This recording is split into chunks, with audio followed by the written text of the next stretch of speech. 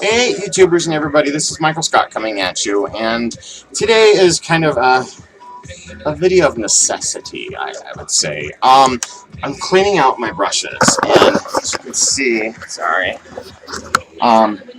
get them all laying out to dry. This, it's definitely not my favorite thing in the world to do. I actually really hate it, but you need to do it, especially if you're beating faces, especially if you're beating faces. You want to do it, you know, once a week at very minimum. It just depends upon how often you're using them. Now, these things, I toss them pretty much right away because they're just a germ factory. These ones are made a little bit differently, so I wash these pretty much every time I'm doing somebody. I'll wash them right before that I do them, and then when I'm drying them out or cleaning them out at the end, that leaves them damp and clean and ready to go. So those ones are kind of simple. But when it comes to the regular brushes, I take just a baby shampoo and I put it in a glass with the hottest water that I can get out of my tap. And so I just run my brush through there. I do not leave them soak in this. It can warp the wood, and if, you know, depending upon the brand of brushes you've got, like, especially with the e.l.f. ones, they can totally fall apart and warp the wood, strip it of paint and all that other stuff. So I run it around in this hot water as much as I can, and then I just take a clean towel and really work that shampoo, the baby shampoo that's in there, into this brush really well. And you can come back, as you can see I'm getting it on my hands, so I mean, you know it's in there. And I like to, on these bigger brushes, definitely work it into the bristles, work it into the ends of them, so you're making sure that you're getting everything. Just kind of wash them out by hand. Now this is the fake 168. So it's, you know, meant to be like an angled brush. So an important step that you need to take at the end of this process is to kind of reshape your brushes. Now they do sell on eBay. I've not been able to find them, but I've heard other people say that they have found them. There's these little plastic covers that you can get for the tops of your brushes, and they'll help reshape them. Now if they came with your brush, I will always hold on to them, especially the bigger ones like this one here. I always hold on to those because they're very important at this point when you're washing your brushes and you're really needing to make sure that they shape out properly when you're done washing. You're going to want to have a glass of cold water, which I don't have. Get back, Chess. You're not stealing Mojo's biscuits. Get back.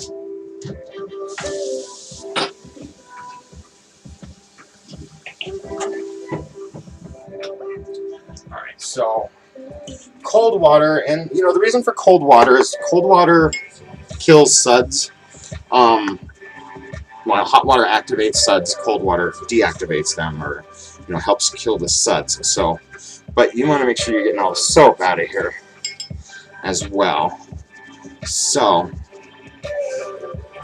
yeah, you just kind of go back and forth on your towel here until it's clean, and then, you know, I even just kind of wrap and squeeze just to get any of that excess water out. And then the last thing I do is I take Max brush cleaner, and I do the big brushes at the end because they will soak up a lot of this brush cleaner, but I just kind of run them in there,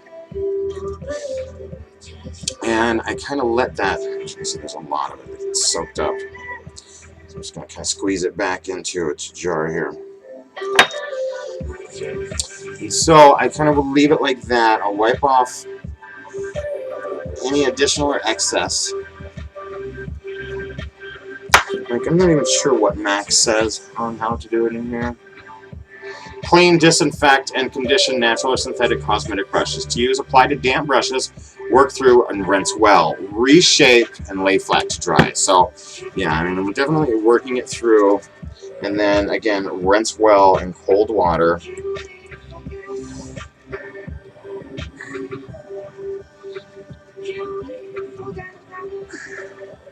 And then you do want to reshape them. If you don't have the plastic holders, then just do your very best to kind of reshape by hand. Like this one isn't for this brush. I'm sure I've got one for this brush. I think it's right here. So these are tremendously helpful in reshaping your brushes. You can buy little plastic ones, like I said, over on eBay. That I've heard. I've not been able to find them, and believe me, I have looked at them. But, you know, this to me, and I will generally clean my brushes with a makeup wipe in between makeup applications, and then just do this major disinfecting clean once a week, depending upon the number of brushes that you have. You know, I definitely have several blender brushes and several eyeshadow applicator brushes, because I want to make sure that I've, you know, got the amount of brushes I need. I don't have anything like Goss does. Nathan Goss is just amazing. You know, I don't have any Tom Ford brushes. Those brushes run like $100 each. I'd kill to have some. I would actually kill to have some of Nathan Goss's brushes, because I know he really took the time to make sure that the brushes were the best that you could get. You know, he doesn't really mess around, and I love him. I love how he doesn't really take shit from the makeup companies either. You know, if he feels a certain way about a product, he'll tell you flat out, you know, this is blah blah blah. There are certain ones he can't talk about, I guess, you know, because he's gotten slapped on the wrist over it or whatever.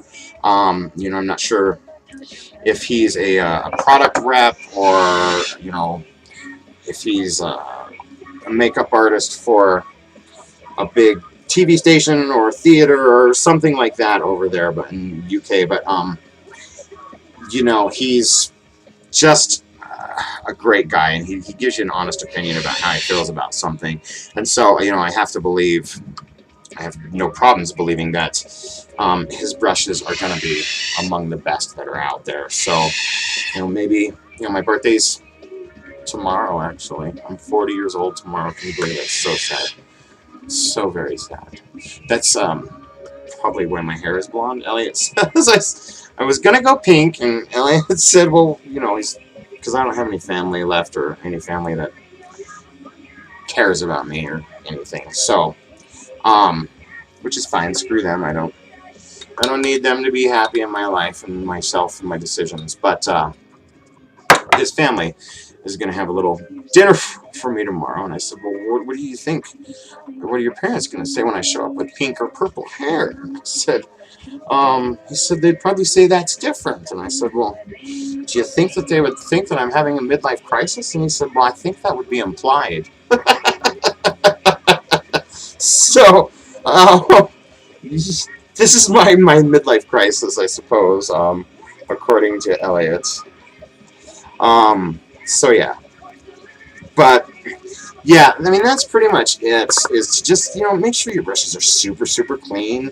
That's, you know, like my sister, a couple of years ago, when she was still living with us, she lived with us for like 4 years, and, you know, I was giving her makeup and giving her brushes and things like that, and I, you know, looked at her makeup bag at one point in the very beginning, and she just basically had like the same brush, and she was just using it over and over and over, and I was just like, oh dear God, Lisa, this is, number one, how are you getting good color when you've got a bazillion different colors on this brush, and, you know, you don't wash it to my knowledge. I've never really seen you wash them, but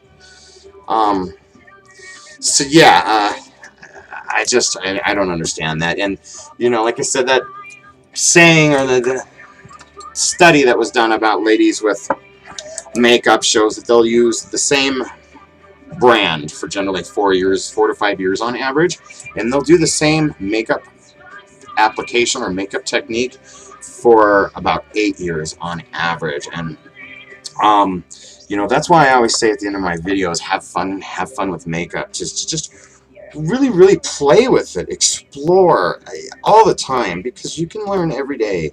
You can learn something new from makeup, and YouTube is a great place to watch. A lot of people who are not professional makeup artists, but are just so good at doing makeup. It's just kind of mind-blowing.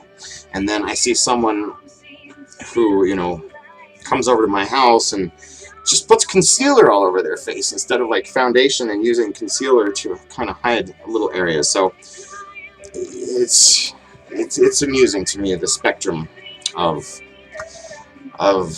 skill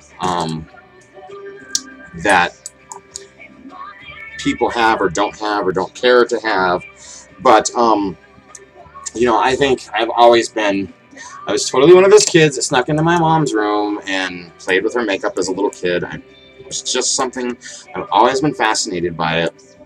It can create such beauty. You can take away any imperfections that you have in your skin and give you just beautiful, flawless skin. And it can, elevate your look. You can contour your face. You can, do smoky eyes and beautiful pink eyes and all these just wonderful things with makeup. So yeah, I'm a big fan of makeup in general, and I think you should always be striving to learn more, and trying different techniques and things like that all the time. And so that's kind of where I am. I'm going back to basics and starting everything over. That's why I got the new channel for it. And yeah, we'll kind of continue that on. So, in my back to basics, this is kind of the other thing, is just make sure you lay your brushes flat to dry and that you've reshaped them as best you can. Like my 217, which is like my most important brush, I make sure that I've got all my blending brushes just reshaped as best that I can with my hands, and then I just let them dry on this towel. These are obviously my most used brushes. And then, I've got my sponges. I've got my bigger brushes, which I've done those already earlier this week. And I don't really use these ones that often anymore. I will use my 168 or my Samantha Chapman brushes, which these are all recently clean. Like, that's the authentic MAC 168, whereas this is the fake MAC 168. So, and that's the other thing, is some of the fake brushes are okay. They're decent. They're not the best brushes that you're ever going to use. But, you do get what you pay for at the end of the day. And I've always believed that. So, like, I have e.l.f. brushes. Let's see if I can find one to show you that, literally the paint is chipping off and they're kind of somewhat falling apart. The tops pop off. This is from, letting them sit in the hot water. Like, I used to just dump them all into the hot water and let them sit there and clean them as I got to them. Sometimes I would leave them for a couple hours on accident. Something would happen and I would just space them out. And so you really don't want to do that with brushes, with any of your brushes. Because you could wreck the hairs, the fibers. If they're sitting down like this, they're pushing down.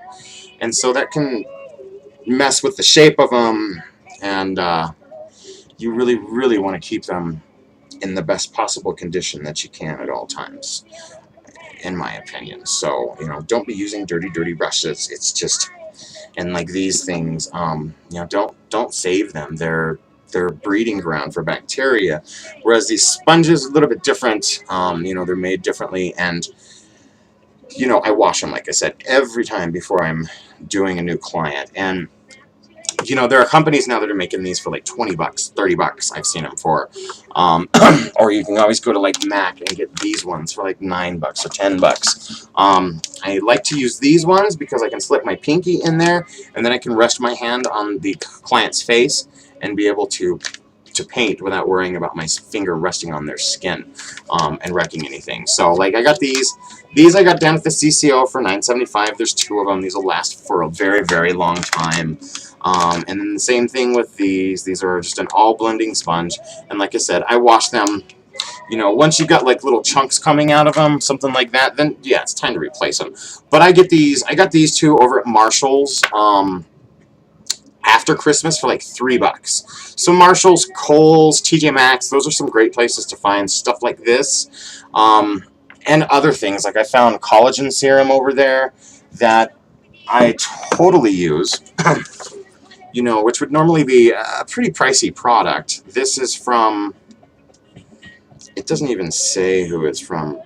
It's Renee Descenteres out of Belgium, distributed by Fisk Industries. But this is just straight collagen serum, and so, you know, I'll apply this around the eyes and things like that, and clients that I think may need it.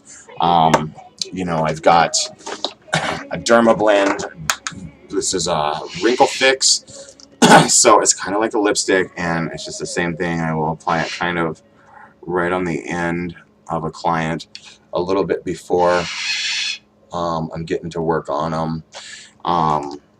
And just kind of let that rest into their skin a little bit, and that just helps. So just, you know, some little quick tips, and one that I love that Goss talks about and does, and that I've totally implemented, is to use a use Vaseline and actually put that on the client's lips and let that sit on their lips while you're doing their entire face. And by the time you get around to doing their lips, you can wipe that off, and it kind of, you know, exfoliates them, makes them soft and supple, and you know, that helps tremendously. Little things like that. If you've got puffiness, use hydrocortisone cream. It can be very, very helpful in that, but you don't want to use it like consistently, like every single day, but you can use that. I've seen that on like Dr. Phil. So there's lots of home remedies too that you can use. But yeah, that's it for this one. Just kind of a quick one on, you know, maintenance and upkeep. It's really important to your products, to your, you know, because if you're using dirty brushes and you're dipping them back into products, you're just transferring bacteria back and forth. And so, yeah. So that's it for this one, guys. This is Michael Scott saying take care of your brushes, take care of your skin, and have fun. Have fun with makeup. Bye, guys.